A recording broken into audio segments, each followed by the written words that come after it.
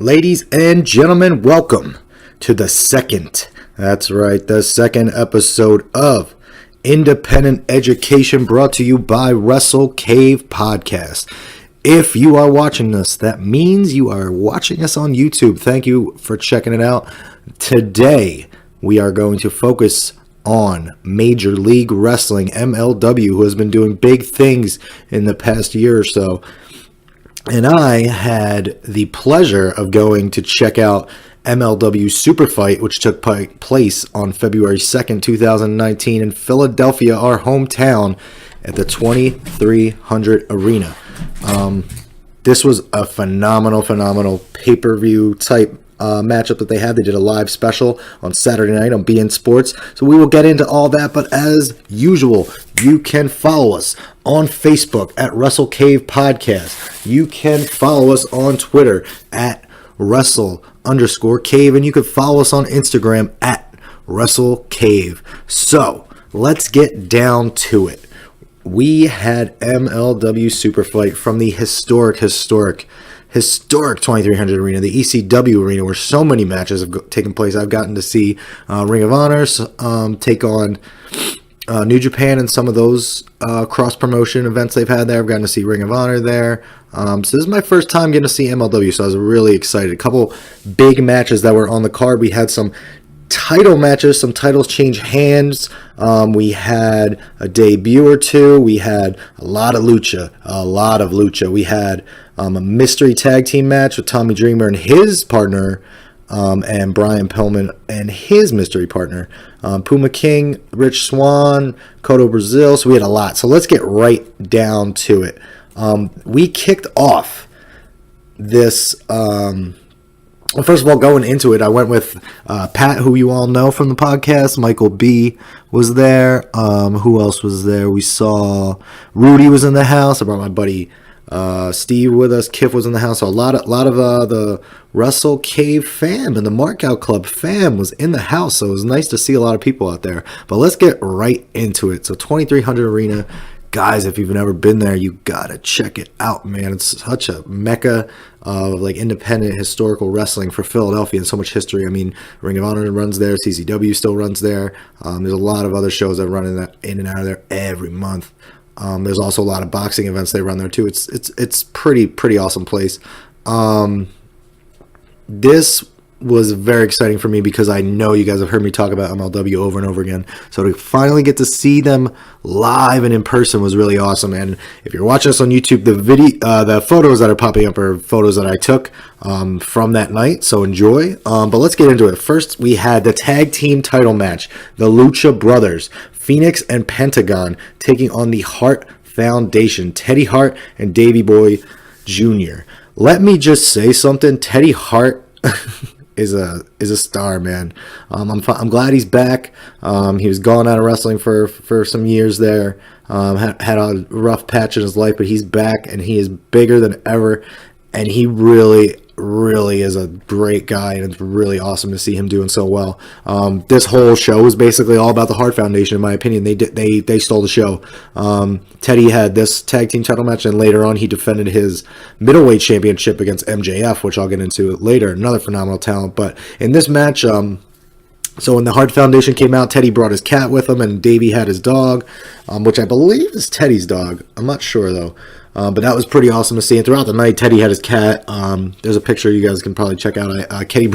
Teddy during the main event brought his cat out, put him on the ring post. It was pretty cool. And when he was out with doing meet and greets, and people were taking pictures with his cat, that is the most chill, mellow cat I've ever seen. That's all I'm gonna say. Like it was pretty cool.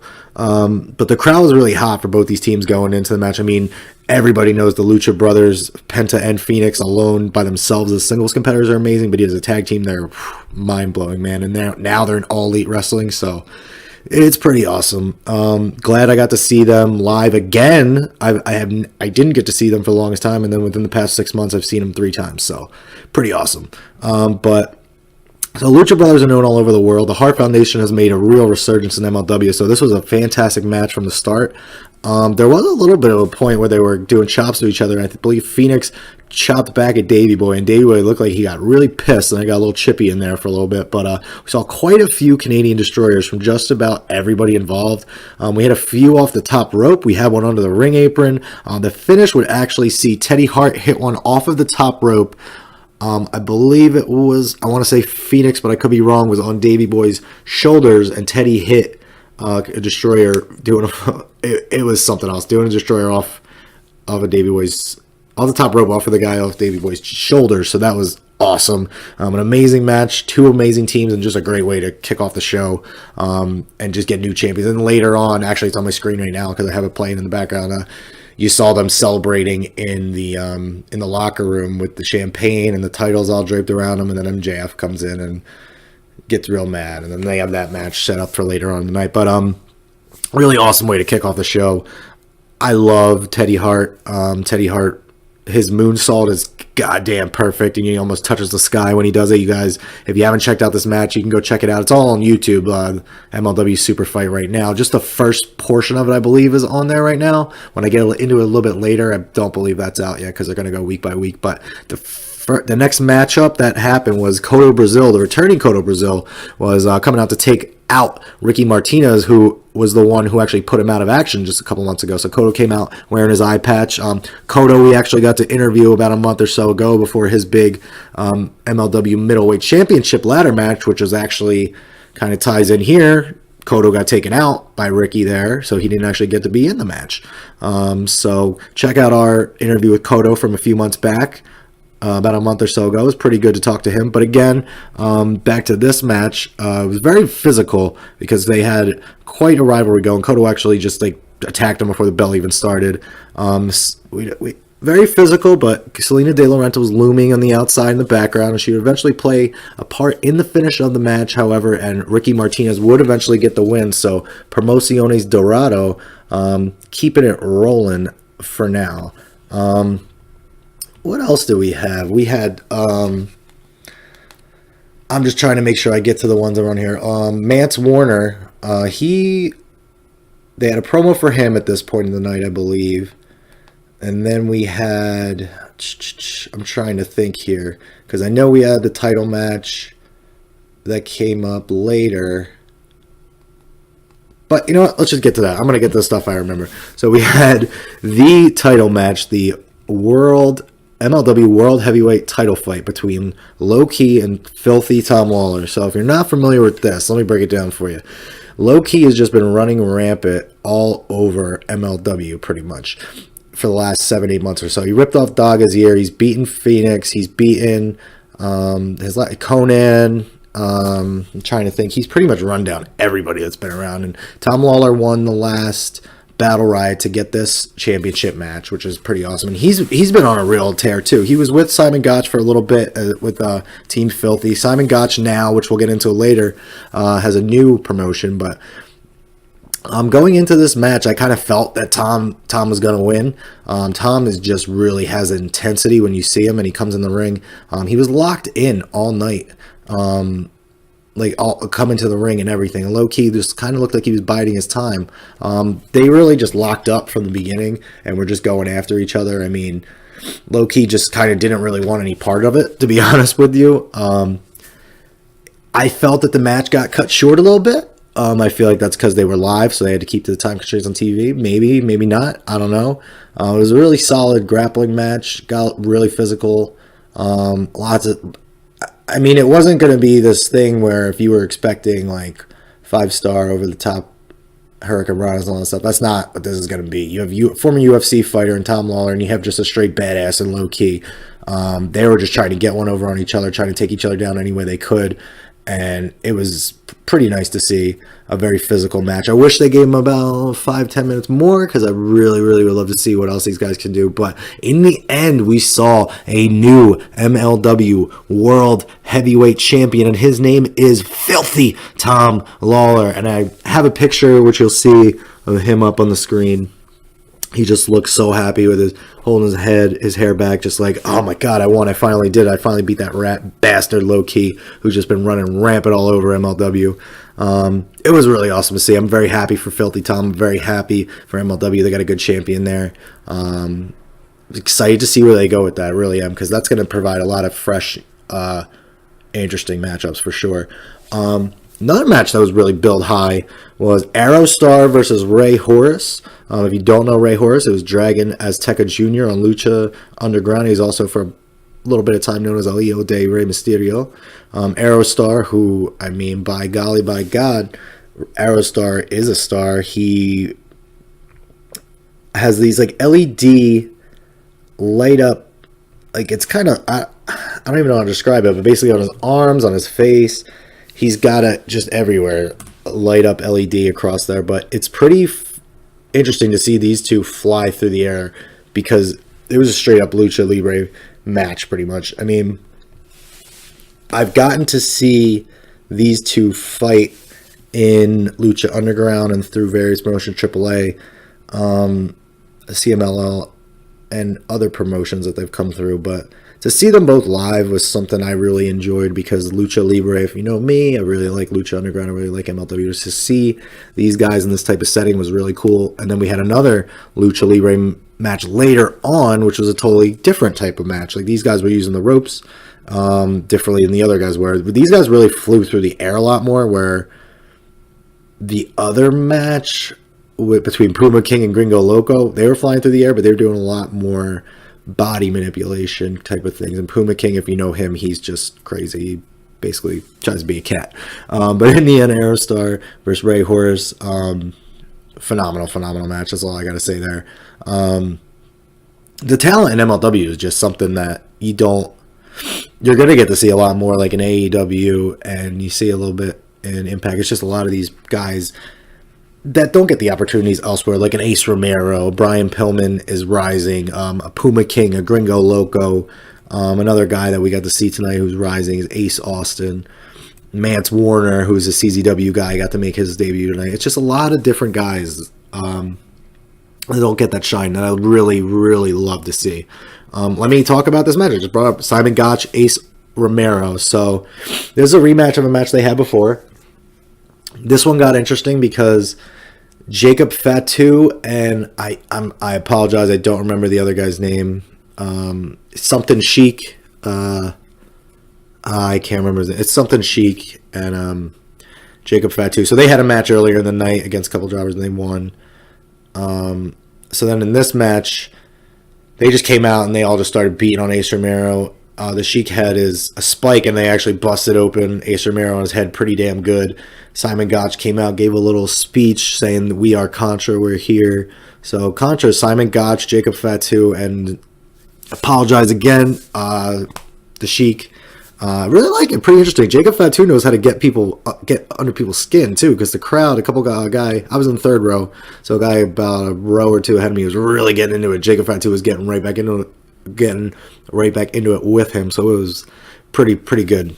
I'm interested to see where these three go, because as far as MLW concerned, besides Promociones de Dorado, they don't have a lot of factions and the Heart Foundation, so to add another one into the mix, yeah, they're not the biggest name of guys, but I mean, Jacob Fatu is very, very good, as is Simon Gotch, so I'm not too familiar with the Sheik, but I like their dynamic. They're all three very different guys, so adds a different dynamic in MLW, which I'm interested to see. Next match, this one, I don't know if I'm not going in order of matches anymore because I'm just pulling up from memory here. But the next match was a mystery tag team match. So Brian Pillman Jr. and Tommy Dreamer. Again, if you're not familiar, they've had their little back and forths, running promos after each other. Brian Pillman pretty much doesn't respect any of the old wrestlers, any of the old ways of the wrestling ways. So coming to South Philadelphia, coming to 2300 Arena, coming to the old ECW Arena where Tommy Dreamer's basically built his name, his legacy. Brian Pillman called him out. You know, he doesn't believe in all that stuff. He was tired of these guys getting their name off the ECW, so he came out in his kimono and his. I love that he still rocks the mullet and everything. He came out and gave a speech on being the Rookie of the Year for MLW, and his mystery partner wasn't very shocking. I kind of thought that this was going to happen anyway, but he picked Davey Boy. throughout the match, actually, Teddy came out with his cat and actually walked right in front of us in the second row, which was pretty funny. But Tommy picked ECW legend making his return, the Sandman, who came out in all his glory with the music and everything, with the beers. I'll put a picture up of him pouring the beer on the girl, on this guy, taking a selfie. I didn't get a picture of him doing the actual stuff he used to do at ECW, pouring on the girl's boobs and doing the face thing, the motorbone. But he did do that to one girl. She wanted it, so it was kind of funny. But another good match. Sandman, basically, he did a chop to Davey Boy or Pillman, and he just went, my hand. And he was just like, no, seriously, that shit hurts. He was just basically chalking up the fact that he's old and he hasn't done it in so long, he shouldn't even be in there. But it was pretty entertaining. Brought out the cane, the kendo stick. He brought out the blue meanie, came out from under the ring at some point. Brian Pillman brought him out under a black cloak, so that was cool. So it was real good thing for the ECW arena and all the hardcore fans that are there, and that came out and have been supporting wrestling in Philadelphia for so long, especially at that arena. So that was awesome to see. Another thing, but in the end, Brian Pillman, I believe, Brian Pillman and Tommy Dreamer did win that one. What else do we have? We had Puma King and Gringo Loco, who, if you haven't seen either of these guys are awesome. Puma King basically acts like a cat. He licks himself, licks his paws. He'll make little noises. He climbs around the ropes with all four his hands and his feet. Gringo Loco is a phenomenal wrestler too, very good luchador. Both these guys, they actually really took over the crowd for spots throughout the show. The crowd was up and down as you would expect, because we had some really solid matches. But during this match, the crowd was really into it, and Puma King and Gringo Loco knew how to bring them into the match and keep them into the match. So it was really good to see the Lucha Libres really get a strong showing on this MLW show. But that's what you get every time you see MLW. You get everything. There's something for everybody. I brought my buddy who's not a wrestling fan, and he had a great time. So, like I said, for anybody out there, just give it a chance. It's on YouTube. Check it out. They have so much fun stuff that they do. A lot of craziness that happens, but good craziness. Another match we saw, Rich Swann had two matches tonight. The first one was I believe against Lance Ionoa, right? He had a nice little tribute to Roman and a tribute to his dad on his tights, little ribbons for both of them, which was very, very good. He's also very good, very underrated guy. He took on Rich Swann in the first match. Rich had two very good showings, very, very heelish, crapping on the fans, crapping on Philly, the ECW arena, all that stuff. But his match was Ace Austin, who I've only seen once or twice before, was probably one of my matches of the night. The tag team match obviously was my favorite in the middleweight championship, which I'll get to. The Rich Swann versus Ace Austin was really good. Everything Rich did, Ace would do it and then be like, all right, Rich, come on, what do you got? It was really cool to see that. This guy's going to be really good, really coming up. I'm sure a lot of people already know who he is. I wasn't as familiar, so it was really cool to get to see this guy up close and personal. He won me over as a fan, so looking forward to see more of him in MLW and wherever else he goes. And a couple other guys that really showed, DJZ, who a lot of you probably already know from Impact.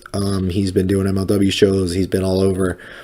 He had a good match against Myron Reed. Again, these guys both cruiserweights, middleweights, whatever you want to call them. But the middleweight division in MLW is just as good as any cruiserweight or whatever division you want to see anywhere else.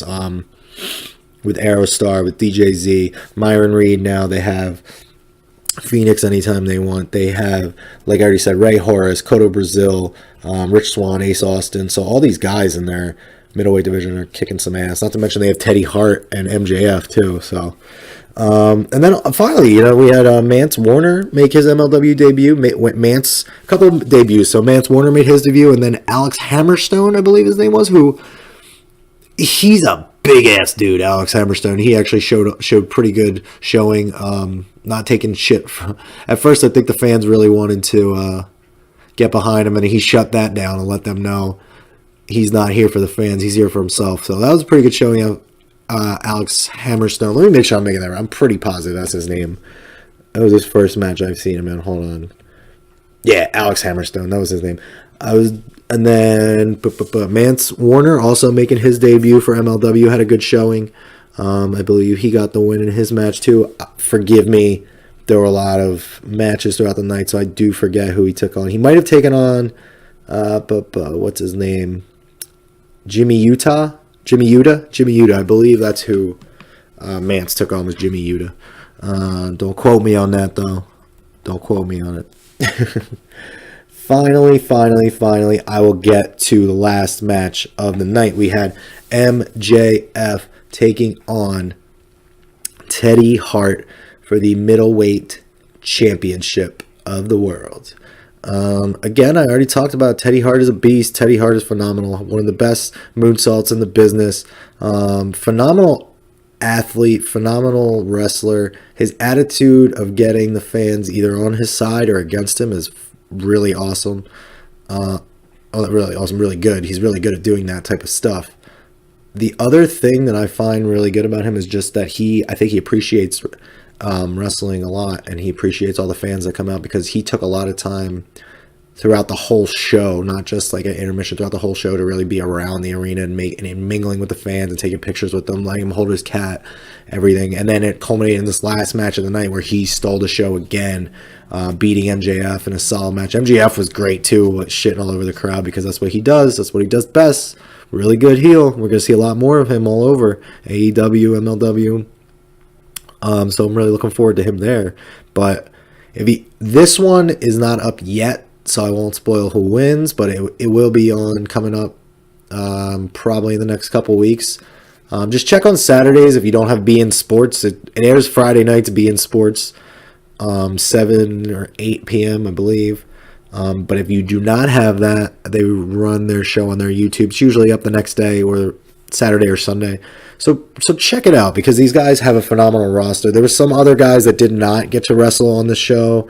One being Daga, who I believe is still hurt, because he's coming back the next show that they're having. Of course, Joey Ryan, Iho de LA Park. I was upset I did not get to see him or LA Park. Jimmy Havoc, Sami Callihan. A lot of these guys I know are getting signed up, so probably aren't going to see him for too long, but I do know that for the next show, Jimmy Havoc's still advertised, probably until, well, who knows? He might have one of the exclusive deals where he can do whatever, or non-exclusive deals where he can kind of do whatever. But the guys like Ace Romero, Puma King, Jacob Fatu, Ace Austin, guys you don't usually see and hear about, getting a chance to see them in the ring is something I like. I like to see the guys I don't know. But that's the beauty of independent wrestling and just wrestling in general, is there's always going to be something that you don't know about. There's always going to be someone you don't know about, and there's always going to be something for everybody. So with that, I thank you all for listening and tuning in to Independent Education Episode 2, where we talked about MLW SUPERFIGHT Philadelphia that took place February 2nd from the 2300 Arena. Just to wrap up this episode, it was a great night, great celebration of wrestling in our home city of Philadelphia. MLW getting the chance to shine. They will be back. They announced they will be back in Philadelphia June 1st. So I will be there once again. I hope to see all of you there. Keep it tuned on where we'll be next. I know there's a lot of shows popping up. I'm definitely looking into getting to a lot of shows around WrestleMania weekend, so I will not be able to get to All In already. I already know I will not be able to do All In Double or Nothing, but Ace and the rest of the crew are trying to get there, so we will cover that one way or another. But be on the lookout for another YouTube show popping up in 2019. Hopefully this month or next month we will be running another one. If you guys have anything you would like me to cover for independent education, or anything anyone, I have some ideas, but I'm always open to more. Just shoot us an email, Twitter, tweet, text, anything. Go join our Facebook and let me know. Drop me a message, and I'll I'll look into it. I'm always up for. I love learning. I love learning and reading and looking up everything. Reading DDP's book right now, so I'm always down to learn more, and I learn through this too. So it's fun. I'm actually thinking of so many different ways to educate not only myself but all you wrestling fans out there who want more and more and more, because that's what I want, and we're getting more. But I want more, even though we have more and we're going to get more. There's always room for more. So stay tuned. Thank you. I appreciate everything, everybody tuning in. Do me a favor, please hit the like button. It's right under what you're watching. Hit the like button. Subscribe to our YouTube page. Go on our Facebook, Wrestle Cave Podcast. You can join the group and like the page. You can go on our Instagram, Wrestle Cave. You can go on our Twitter, Wrestle_Cave. I don't know if there's anything else I got to tell you, but I appreciate all you guys out there. And as always, have fun, support all wrestling, and I will see you guys soon when we come back for the next episode of Independent Education. Thank you, everybody. I have been 30 Case. Peace.